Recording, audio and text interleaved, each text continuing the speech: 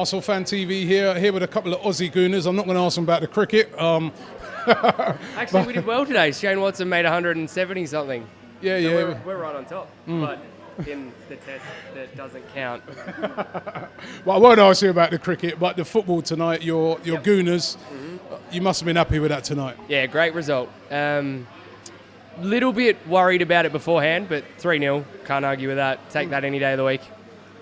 I mean, we as everybody in the pub was kind of a bit worried before the game. Yeah. Going away to Turkey is never easy.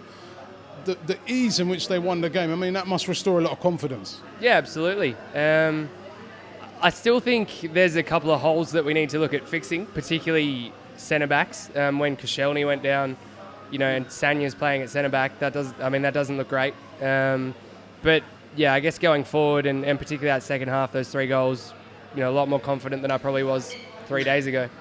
Now we're in the Champions League now. Well, more or less. Essentially, tempted fate, but more or less we're nearly there. Yep. Is this now the opportunity to go and get some of those big targets that we're after? Because we can now say to them, yeah, we're definitely in it. I think we have to. I think most people think that we have to make some signings before the window closes. Who would you be happy with? I would have, if you asked me that 5-6 weeks ago, I would have said Higuain, Fellaini, and I don't know, maybe one more other than that, and I would have been pretty happy. But obviously those guys have gone to other clubs, so I don't know. I still think Fellaini's an option. You got to trigger a buyout clause. I mean, it's probably more money than they want to spend, but I don't think they have a choice anymore. You probably got to spend the money, even if it's 24 to 25 million. They said they've got 70, 80, 90 sitting there. Use it. And we get a lot of messages from Gooners in Australia. Yep. I mean, just tell us about a lot of supporters of Arsenal in Australia. Yeah, absolutely. I think there's a lot of supporters of the game in general. Liverpool just came to Melbourne a few weeks ago and got 95,000 show up for their game on a Wednesday night.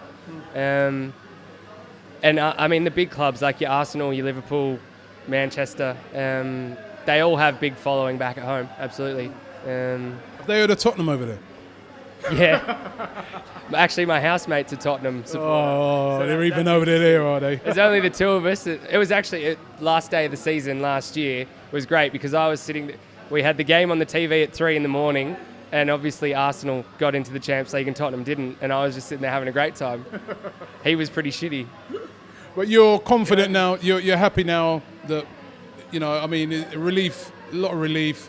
Much better performance, Yeah. and do you think we can kick on from this? Questionable. I don't know. I mean, great result, but with a club like Arsenal, Champions League qualification is sort of the bare minimum, really.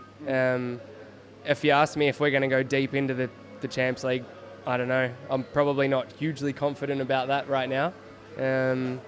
If you get past the group stage and you just sort of drop out after that, it's just sort of the same thing it's probably been for the last few years. I'd love to see them spend a little bit of money and actually go deep in the tournament, see what happens. But, good result. Happy with tonight. What you saw there was the result of total incompetence by the board and the manager. And it couldn't have gone any worse. They've had 90 days to buy players. We've lost 5 players in 1 day. And due to their incompetence, there's a very good chance for all that hard work we did trying to get 4th, it could blow it Wednesday night. And I'll tell you something, one of them, if not both of them, have got to go.